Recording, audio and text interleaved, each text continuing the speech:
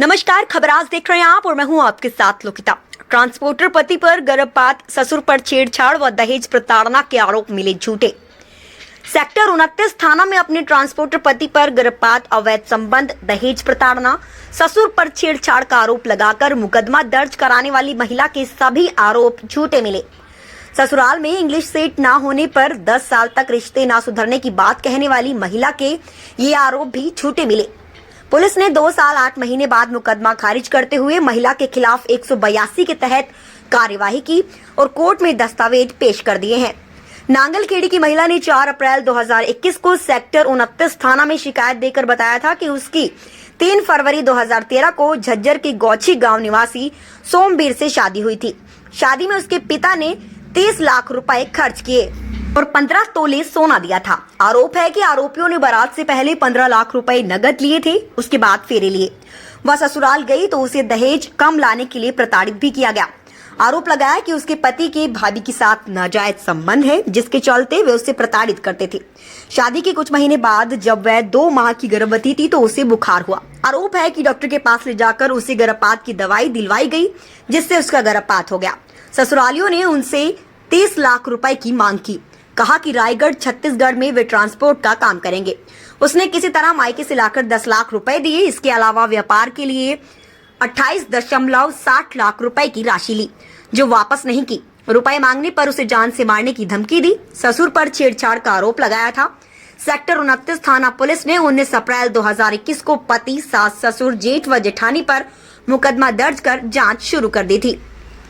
पानीपत में डीएसपी वीरेंद्र सैनी ने मामले की जांच की, जिसमें गर्भपात के आरोप झूठे मिले। इसके अलावा ससुर पर लगाया गया छेड़छाड़ का आरोप भी झूठा मिला, क्योंकि ट्रांसपोर्टर पति सोमवीर रायगढ़ छत्तीसगढ़ में रहता है, उसका परिवार झज्जर में रहता है। इसके अलावा दहेज प्रताड़ना के सबूत भी महिला पेश नहीं कर पाई, वह आरोप भी झूठे मिले। खाते में हुई 12,75,000 की ट्रांजेक्शन की जाँच में सामने आया कि सोमवीर और महिला के पिता के बीच पुराना लेन देन हुआ, वह दहेज से संबंधित नहीं था। जिसके बाद महिला ने अंबाला गृह मंत्री अनिल विज को शिकायत दी, जिसकी जांच मधुबन क्राइम ब्रांच ने की, उसमें भी वह झूठी मिली। उसके बाद महिला ने पंचकुला शिकायत दी, वह भी झूठी मिली। पति सोमवीर ने बताया कि उसकी पत्नी ने फर्जी दस्तावेज तैयार कराए और घर से 6 लाख रुपए व जेवरात लेकर कनाडा भाग गई थी। उसने रायगढ़ पुलिस को शिकायत दी, जिस पर पुलिस ने नोटिस जारी कर उसे भारत बुलाया। वह वापस कनाडा भागने की फिराक में थी, तो रायगढ़ पुलिस ने रुकावट नोटिस जारी किया, जिससे पत्नी को दिल्ली एयरपोर्ट पर गिरफ्तार कर लिया गया। उसे जेल भेज दिया गया। अब वह जमानत पर बाहर है। सोमवीर ने बताया कि वह सास, ससुर व साले को 3 करोड़ रुपए दे चुका है। उसने अपने साले को कनाडा में सेट कराया। जब उसने अपने रुपए वापस मांगने शुरू किए तो ससुराल वालों ने उसकी रिकॉर्डिंग करनी शुरू कर दी और दहेज की मांग के झूठे आरोप में फंसाने लगे।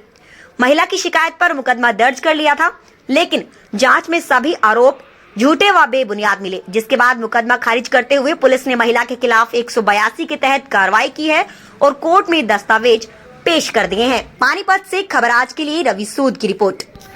पे जांच हुई, पानीपत एसपी ने जांच की, वहाँ पे भी सेटिस्फाई नहीं हुई। आईजी ममता जी थी, यहाँ पे ममता जी के द्वारा फिर रिकमेंड की गई। जांच तीसरी बार तब हुई। चौथी बार जब जांच हुई तब ये डीजीपी के एप्लीकेशन लगाने के बाद होम मिनिस्टर में जब मैं एप्लीकेशन लगाई अनिल विज के यहाँ, तो डीजीपी ने नीचे भेजी और मधुबन पुलिस को इसका चार्ज दिया कि वो जांच करेगी। वहाँ पे मधुबन पुलिस ने जांच की। हमने वहाँ बयान दर्ज कराए, एक आदमी के कराए, रिकॉर्ड हुए, हमारे छत्तीसगढ़ से भी आदमी आए, उन्होंने भी हमें क्लीन चिट दी। और क्लीन चिट मिलने के 4 जगह से मिलने के बाद पानीपत पुलिस ने 182 का राइट पुलिस को होता है, पुलिस ने अपने आप 182 का एक्शन लिया। और पुलिस की मैं इसमें प्रशंसा करूंगा कि ऐसे अपराधों को रोकने के लिए पुलिस ऐसी कार्रवाई करे। 182 पुलिस ने दर्ज किया अपने आप से। क्या दोनों के बीच तलाक हो चुका था? नहीं, दोनों के बीच डाइवोर्स नहीं हुआ है। अभी दोनों हस्बैंड और वाइफ ही है। जब तक डाइवोर्स का केस फाइल कर रखा है इन्होंने, ममता के द्वारा फाइल कर रखा है, लेकिन हमने उसमें तलाक देने से मना कर दिया कि आए रहे हमारे साथ, अगर उसकी मर्जी है तो रह सकती है। देखो, ये तो ऐसा है कि भी आप वो पैसे लौटाए तो रह भी सकती है। हाँ बिल्कुल, देखो हिसाब तो बाप बेटे का, फिर उसमें पत्नी को क्यों छोड़ा जाए? अगर पत्नी ने घर में ही चोरी किया है तो उसका हिसाब देना पड़ेगा उसको। नाम बता दो। Narendra Bhiwan, advocate, Panipat court, 554 chamber है मेरा। पहली बात तो इनकी तरफ से हमारे यहाँ कोई ट्रांजैक्शन थी ही नहीं, ना हमने पैसे की डिमांड की। हमारी ओर से सोमवीर के अकाउंट से, सोमवीर के फादर के अकाउंट से 1-1.5 करोड़ रुपए के आसपास इनके पास आया हुआ है। तो दहेज मांगने वाला तो सवाल ही पैदा नहीं होता। वे सारी ट्रांजैक्शन ऑन रिकॉर्ड है। दूसरी चीज़, जिस समय पे ये कहती है कि मुझसे दहेज मांगा गया, मारपीट की गई, मेरे बच्चे की हत्या की गई, उस समय पे ये औरत एफिडेविट सबमिट करती है एजेंसी को, विदेश विभाग को, वीज़ा बनवाने के लिए, और उसमें लिख के देती है मैं सोमवीर से अलग रहती हूँ और तो उससे मेरा कोई संबंध नहीं है। और विदेश जाने के लिए वो एफिडेविट सबमिट करती है और ये विदेश भागने में कामयाब भी होती है। तो वो एफिडेविट, वो डॉक्यूमेंट आए हमारे। जब ये हमारे पास ही नहीं रहती थी तो किस प्रकार की प्रताड़ना हमने की, या किस प्रकार का हमने इससे टॉर्चर किया, या किस प्रकार से हमने इससे दहेज मांग लिया, बच्चे की हत्या कैसे कर दी इससे। ये कहती है पेट में बच्चे की हत्या की, हमने कोई मेडिसिन दे दी। अरे भाई, तुम हमारे साथ रही हो तो मेडिसिन देंगे ना। तुम्हारे पेट में बच्चा था, इसकी जानकारी पति को ना होते हुए तुमने उसका अबॉर्ट करा दिया विदेश जाने के लिए। उल्टा एलिगेशन तुम्हारे ऊपर पति के द्वारा लगता है। इसके बाद हमारी जांच में आया कि सोमवीर जिस समय पे इसने बताया कि इस दिन मेरे साथ मारपीट हुई, इस समय पे हुई, सोमवीर उस समय वहाँ पे प्रेजेंट ही नहीं था। उसकी कंपनी में उसकी हाजिरी लगी हुई थी और वो रायगढ़ में बैठा हुआ था। तो इस तरीके से पूरा का पूरा फॉल्स केस ये डिक्लेयर हुआ। ममता ने कितने पैसे की ट्रांजैक्शन टोटल कर रखी है? लगभग 1 से 1.5 करोड़ की ट्रांजेक्शन उसने कर रखी है। अब जिस तरह ये मामला दर्ज हुआ है 182 में ऑफिस के ऊपर दर्ज है, क्या इस पैसे की भी रिकवरी होगी? इस पैसे की रिकवरी के हमने केस डाले हुए हैं। एक केस हमारा छत्तीसगढ़ कोर्ट में चला हुआ है, रायगढ़ में। एक केस हम यहाँ पे पानीपत में डेफामेशन का फाइल करेंगे, और एक केस इसको क्रिमिनल पनिशमेंट देने के लिए फाइल करेंगे कि औरतों को भी ये सबक मिलना चाहिए। जिस प्रकार से वे झूठे केस एक काउंटर के लिए, मतलब कुछ हुआ या नहीं हुआ, तुरंत केस 498 का फाइल कर देती है, तो उनको भी सबक मिलना चाहिए कि इस प्रकार के कानून का दुरुपयोग ना करें। सोमवीर जी गोछी गांव से है, जो अपने हरियाणा में ही पढ़ते हैं, और वो काम करते हैं रायपुर। तो उनकी शादी हुई थी नांगलखेड़ी गांव में, ममता नाम की लड़की थी। जब तक उनके पास वहाँ पे फंड रहा, पैसा रहा, जब तक सोमवीर को वहाँ पे लूटना था, तब तक उन्होंने लूटा। उसके ट्रांजैक्शन होती रही, पैसे का लेन देन होता रहा। काफ़ी फंड सोमवीर की अकाउंट से इधर पानीपत इनके अकाउंट में ट्रांसफ़र होता रहा। जब सोमवीर ने उस पैसे की मांग की, उनसे अपना पैसा वापस मांगा, तो उन्होंने उसके ऊपर फॉल्स केस बना दिए, झूठे केस 498 का, और साथ में उसके अन्य धाराएं लगाई, जैसे बच्चे की हत्या का, कि पेट में बच्चे को मारा गया। सोमवीर बड़ा आश्चर्यचकित रहा इस चीज़ से कि बच्चे की हत्या कब कर दी मैंने, मुझे तो पता ही नहीं, मेरी पत्नी प्रेग्नेंट भी हुई थी। वो आया, हमसे मिला, बहुत सारे फैक्ट निकल के सामने आए। जैसे बीच में ममता एक बार पूरा का पूरा अपना बस्ता पैक करके सोमवीर को झांसा दे के और देश छोड़ के भाग चुकी थी। सोमवीर ने बताया उसमें कि हमने इसको विदेश से वापस बुलाया, हमने इसके ऊपर चार्जेस लगाए, हमने पूरी इन्वेस्टिगेशन पानीपत पुलिस से कराई। 498 का मुकदमा दर्ज हुआ। मुकदमा आपके सामने है, ये केस नंबर है 164 9/4/2000 इसको दर्ज हुआ। ये 2021 में 9/4/2021 को दर्ज हुआ। और इस केस में एक बहुत बड़ी लंबी इन्वेस्टिगेशन चली, अलग अलग एजेंसियों ने की। पानीपत पुलिस ने हमें क्लीन चिट दी। उसके बाद उन्होंने एप्लीकेशन फाइल की डीजीपी को, होम मिनिस्टर को फाइल की। डीजीपी के वहाँ से जांच आई, विजिलेंस की जांच आई, और मधुबन पुलिस ने हमारी जांच की। उसके बाद हमें क्लीन चिट मिली, और then after we filed application, और 182 में फिर कार्रवाई हुई, और झूठा पर्चा देने के ममता के खिलाफ एलिगेशन में उसको अपराधी अब बनाया गया पानीपत पुलिस द्वारा। 2021 में ममता डॉटर ऑफ सुखबीर ने एक पर्चा दर्ज करवाया था, जिसमें 313, 323, 354, 506, 498 दहेज का, छेड़खानी का और गर्भपात हो गया उसका, कोई मेडिसिन देने का पर्चा दर्ज करवाया 2021 में, जिसकी जांच की गई।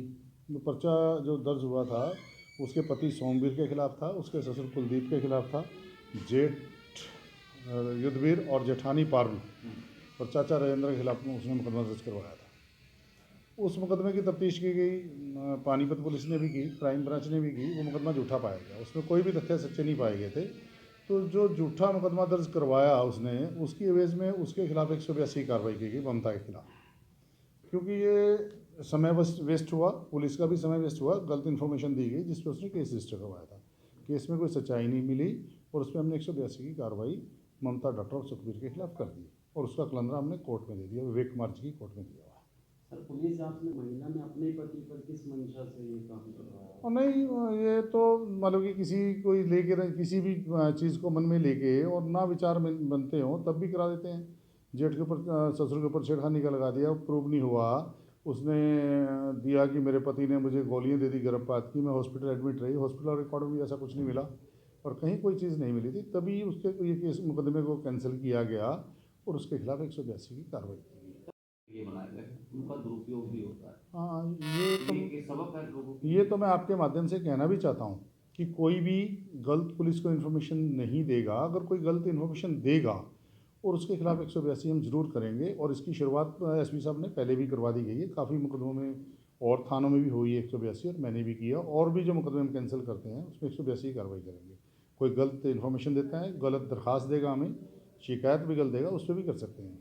सर 182 में सर किस तरह की कार्रवाई होती है? 182 एक कलंदरा होता है, एक शिकायत के ऊपर इसकी पूरी प्रोसीडिंग कोर्ट में चलती है, पूरी सुनवाई होती है, जैसे मुकदमे की सुनवाई होती है और 6 महीने की सज़ा भी है। सर क्योंकि 2-2.5 साल ये करीबन जांच चली है जगह जगह पर, तो ऐसे में वो जो हस्बैंड था, पति था, वो काफ़ी हरासमेंट झेल रहा है। हाँ, इसीलिए उसके जो हरासमेंट उसके पति ने परिवार एक्चुअल जिसके खिलाफ केसेस होता है वो हरास होता है, मेंटली भी हरास होता है और फिजिकली भी होता है, उसको कोर्ट में भी जाना पड़ता है, एविडेंसेस भी देनी पड़ती हैं कि मैं बेकसूर हूँ। तो इसी को मद्देनज़र रखते हुए तो 182 कार्रवाई की, और कानून भी कहता है कि जिसने किसी को हरास किया और गलत हरास किया, झूठा हरास किया, उसके खिलाफ 182 करो। तो कहीं ना कहीं पुलिस साथ है हस्बैंड के फिलहाल। हाँ। कहाँ की रहने वाली थी महिला? ये महिला नंगलखेड़ी की। सर इसमें कोई लड़के को कंपनसेशन भी मिलता है? नहीं, ऐसा कुछ नहीं है, ऐसा कुछ नहीं, अच्छा। कंपनसेशन वाली कोई बात नहीं है।